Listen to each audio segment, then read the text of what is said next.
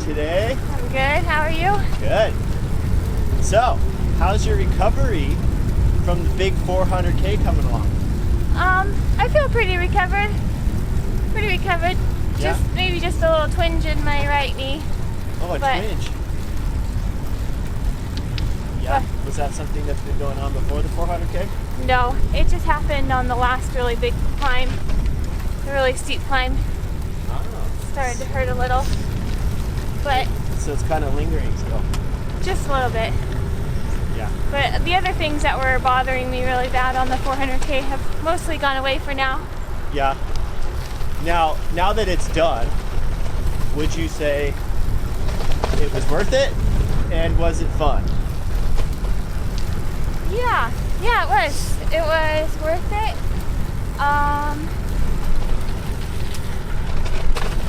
Can't think of anything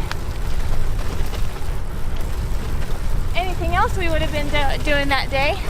So it was cool that we were able to do all those miles in one day.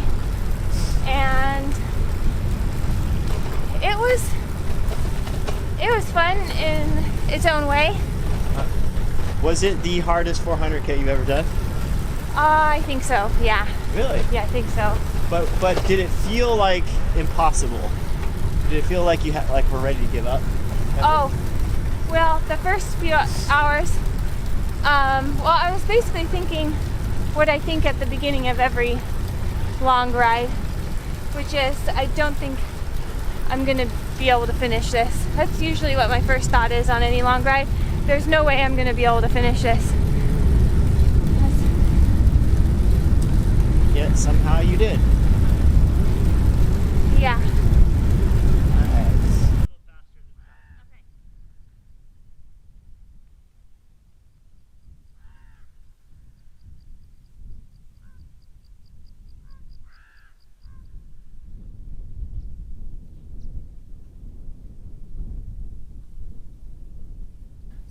Today we are going to discuss our 400K experience and some of the challenges that we faced in doing this long of a ride.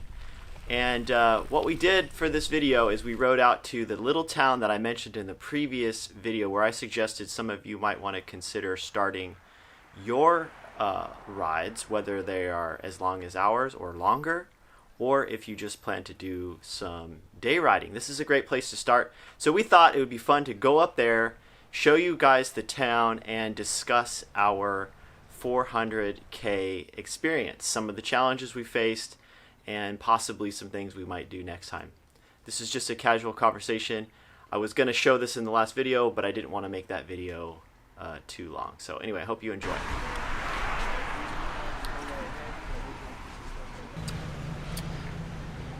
Well, this is the town of Occidental, California. This was actually the spot where I thought we would suggest people starting and finishing at, mainly because of all the hotels and cafes and food, restaurants. Mm-hmm. Right over here behind us, this is the infamous Howard Station Cafe. It's infamous. They call it the Howard Station because actually the railroad used to run through here, and it used to bring tourists up all the way from San Francisco up here on a train and drop everyone off. This was one of the stops, and it would go down another 4 or 5 miles down the road to Monte Rio, which is another popular destination. In fact, there was I think it was a 7 or 8 story tall wood framed hotel in Monte Rio. It's been since taken down, but think about that. That was before the building codes prevented buildings being that tall, made out of wood. Was it how many stories? It's like 7 or 8 stories. Oh. And the train itself ran down wood trestles, because we're up here, we're probably up at about 1,000 feet, I think, or maybe, no, not 1,000, it's probably 600-700 feet elevation.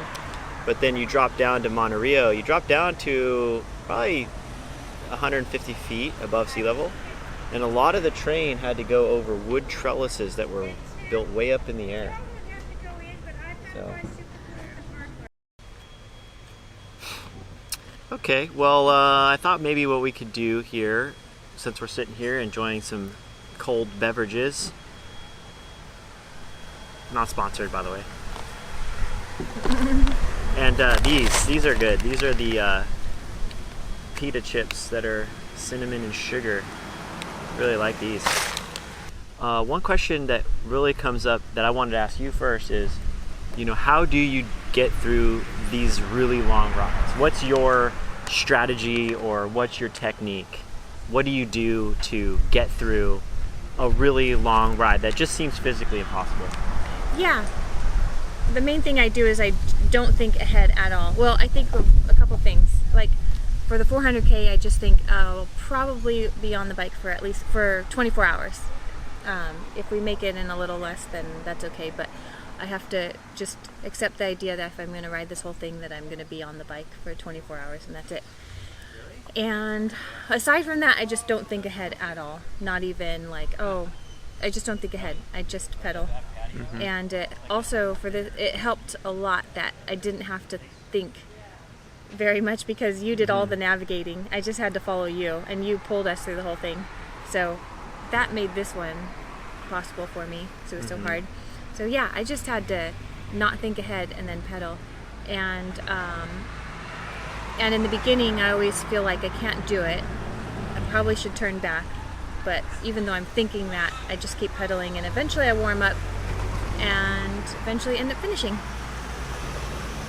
Yeah, I think that's a good strategy. So it's not about, don't try to think about the whole thing all at once. Just break it up, or just tell yourself, okay, I'm just going to go to this point, and once I get there, I'm going to reassess. And then when you get there, you're like, hey, I don't feel that bad. I'm going to keep going. So it's kind of like break it into pieces, that manageable pieces. Mm-hmm. Yeah, that's kind of what I do. Yeah. But I would say that the biggest challenge that I felt like I had to overcome was, I knew the course. I knew most of the course. There were 2 parts that were, I guess, a little mysterious to me, because we hadn't ever ridden those roads. But from the map and the road, and going on Google, I could tell we could get through. So I wasn't worried about the course this time, and all the previous attempts, I knew what was going to work and what wasn't going to work. Mm-hmm. But I was worried about the weather and the heat. But that wasn't what actually turned out to be the hardest part. For me, the hardest part was dealing with comfort on this particular ride. I was suffering from saddle discomfort a good portion of the ride. Like, it was much worse than in previous rides. Although, yeah, my back was pretty sore on the first attempt as well. So I thought I had worked it out. I was doing a lot more stretching, and I was doing a little more core work and stuff, but still, it was very painful. And I'm glad I brought the TT bars. Yeah. Because I had... Oh wow, getting a live, gonna get a live concert here in a minute. Yeah, the TT bars helped. They gave me another way to kind of take pressure off the saddle. Mm-hmm. But the saddle should not have been that uncomfortable, I don't think. I think that was a Band-Aid for a bad saddle, like a bad saddle position or bad saddle design that's not working well for me. That So, sounds hard. Yeah, it was painful. I did take 2 ibuprofen, or 1, 2. No, I did take 2 during that ride to try to alleviate some of the pain. But I'm now trying a different saddle. Right now, I've got a more traditional road style saddle. It's a little bit wider. I find that for some reason I've been gravitating more towards wider saddles lately, and I think maybe I haven't done a long enough ride to be able to say that this is better, but so far it feels a little more comfortable. Yeah. So for me it was comfort. Yeah. By the end, I couldn't have gone more than 400 this time without. I couldn't have. By the end, I was barely making it to the end. Yeah. And for me, there was comfort issues for me too, but for me it was my eyes just start burning so bad from such a long ride and being in the wind, and just the element after such a long ride. I could barely keep my eyes open to even see. Yeah. To get back to the house. You were riding with one eye. Yeah, I was. At the end. You did. Yeah. You noticed. I kept, because one eye just felt like got so dried out that it felt like it was like I had an abrasion in it. And so I was just trying to keep it closed to get home. Yeah. And so I haven't figured out a way to deal with that for long rides. Mm-hmm. And other aches and pains. Yeah. Yeah, I think for me it's just the comfort factor. My legs felt good actually. It's a little noisy. But even on the final set of climbs on Mountain View, I don't think I was feeling a lot better than I was expecting.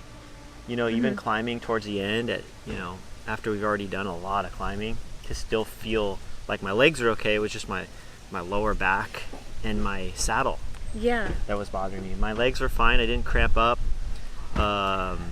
We kept good calories going in. I felt like I could eat. I was having no trouble eating, which is good. When you start having trouble eating, you're in trouble. Yeah. And you might have to stop and come back and do it some other time. But food consumption, calorie intake was good. Hydration was fine. I don't feel like we had that one really hot climb, but after that, we got to Boonville. Everything was settled in at that point. I knew at that point we were going to make it. Yeah. I knew it at that point. We were good. But it was getting to there that was the challenge. Yeah. And I didn't know, when you said we needed, when we had to pull off on the top of or almost to the top of that climb, I thought, oh, this is not good. Yeah, when you pulled were starting off for a minute. to get a little bit of a heat. Yeah, I thought we were going to be done at that point, but luckily you made it through. Yeah, just stopping for a minute under the shade and then taking off my sun sleeves, because I had my sun sleeves on still. Mm-hmm. So I tore those off, and that, I think, helped me cool down a little so we could finish that hot climb. Yeah, that was probably the worst road on the whole ride. Like I said in the other video, I wouldn't necessarily do that road again. It wasn't horrible, but it wasn't, considering the rest of the ride had such quiet roads. Mm-hmm. That one sort of threw off the rhythm of the whole thing. So there was a lot of traffic going over there, more than I thought there would be. But then South on 1 wasn't bad. Started off a little bit busy, but it was still around 8 o'clock when we started riding south. Mm-hmm. But by 10 o'clock at night, it's just really quiet. And Highway 1 at night is the place you want to be if you're riding at night, I think. Yeah.